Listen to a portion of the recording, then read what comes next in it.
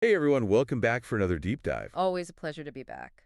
Today we're tackling a book that I think a lot of people will find um, fascinating, maybe even a little bit unsettling. Oh, absolutely. It's Arthur Schopenhauer's The Art of Being Right. Right.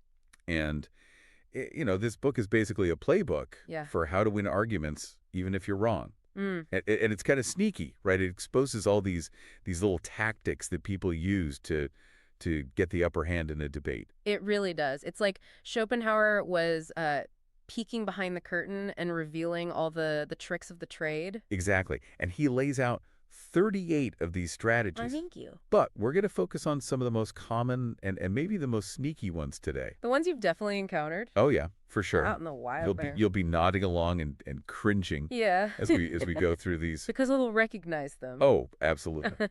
But one of the things that Schopenhauer really hits on, like right from the beginning, Yeah. is this idea that most people Are really interested in being right. Yeah. They're interested in It's worrying about you. the victory, Yes. not about the truth. And he has this great quote where he says, "For it is easy to make a false impression, Hmm. and a false impression, once made, is difficult to rectify." Oh, that's so true.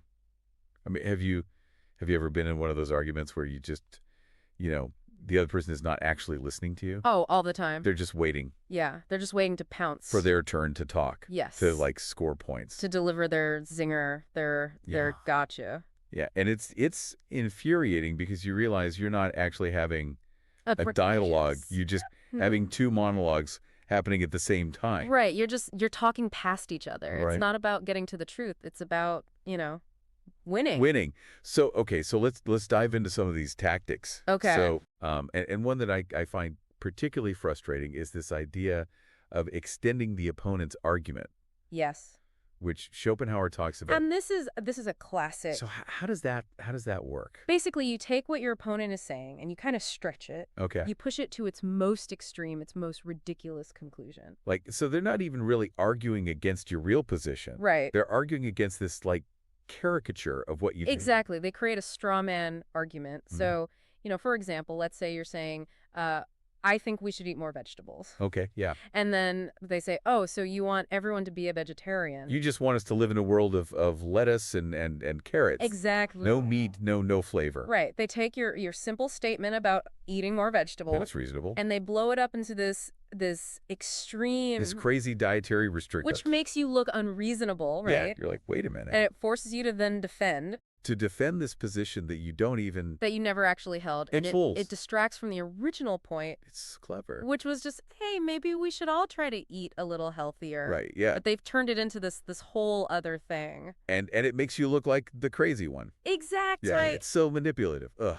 So watch out for that one. Oh, yeah. Because it's a common one. Okay, so another one Yeah. that Schopenhauer talks about, and this one I think is maybe even more pervasive, is ambiguity. Oh, yes. The use of vague language. Because language is slippery, isn't it? It really is. I mean, think about all the words that we use that can have, like, multiple meanings. Multiple interpretations. Especially in like, political discourse, right? Oh, absolutely. When people talk about, freedom, Free justice, these huge concepts that are loaded with different meanings. Right. And so someone can say something like, this policy promotes freedom.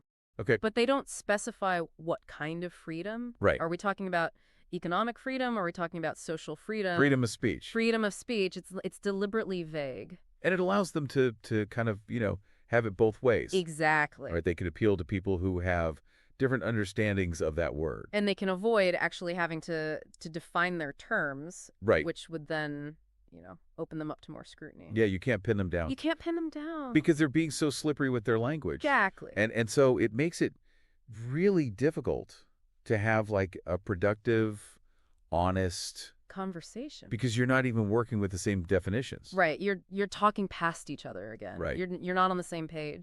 Okay, so we've seen how people can use these tactics to kind of, distort your argument or make you look unreasonable. But what about when they just go straight for you? Oh, yes. Like they attack you personally.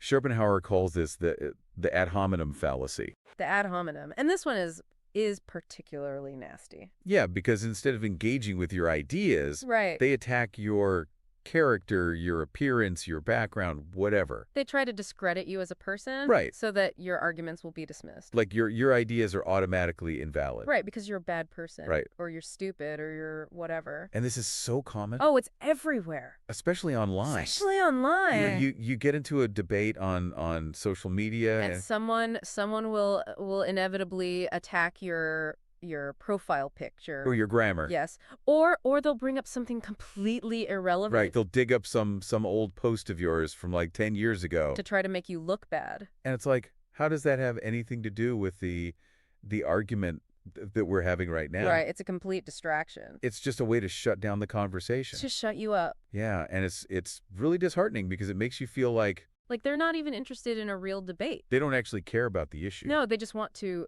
score points. And make you feel bad. Exactly. Okay, so we've talked about ad hominem. Yes. We've talked about ambiguity. Mm-hmm. We've talked about extending the opponent's argument. Mm-hmm. Is there another one that you think is really important for people to be aware of? Oh, definitely. The appeal to authority. Ah, yes, that's a classic. This is where someone tries to bolster their argument Yeah. by invoking an authority figure. Right, like an expert. A celebrity. Or statistic. A statistic, right. Even if that authority is irrelevant. Or maybe even biased. Yes, and we see this all the time in advertising. Right. Yeah. 4 out of 5 dentists recommend this toothpaste. Right, exactly. But who are those dentists? Were they paid to say that? Exactly. What are their credentials? What kind of toothpaste do they use personally? We don't know. We have no idea. So it's like it's using this veneer of authority to make the argument seem stronger To give it this kind of unearned credibility. than it actually is. Exactly. But of course, appealing to experts isn't always a bad thing, right? No, not at all. Like if you're making a point about history right. and you cite a renowned historian, That makes sense. that's relevant. That's legitimate. But the key is to really scrutinize the source Yes. and to ask yourself, is this expert truly credible in this context? Is this the right kind of authority to Yeah. be invoking here? Or are they just being used as a smokescreen? As a way to kind of to shut down critical thinking. And this is why I think Schopenhauer is so brilliant. He is. Because he doesn't just tell us what these tactics are. He gives us the tools to dismantle them. Yes. He's like a martial arts instructor. Yes. For arguments. He's teaching you how to defend yourself. He's saying, hey, these are the moves that people are going to use against you. Right. Here's how to recognize them. Here's how to counter them. Don't let yourself be manipulated. Think critically. Exactly. And, his goal was not to teach people how to be manipulative. His goal was to expose manipulation. To empower us. To empower us, to help us have more honest discussions. For productive debates. Yeah. Where we're actually engaging with each other's ideas. And getting closer to the truth. Right, rather than just trying to score points. And I think this is so important, especially in the world that we live in today. Absolutely. Where we're just bombarded with information. From all sides. From all sides, yeah. And everyone's trying to persuade us of something. To buy something, to vote a certain way. To believe something. To think a certain way. So having this awareness of these rhetorical tricks. It's like a superpower. It's essential for navigating this landscape. Absolutely. So the next time you find yourself in an argument, take a step back. Breathe. And think about what Schopenhauer would say. Right. Is this person really interested in a meaningful conversation? Or are they just trying to win? Are they using these tactics to manipulate me? And here's something to ponder as we wrap up today. Okay.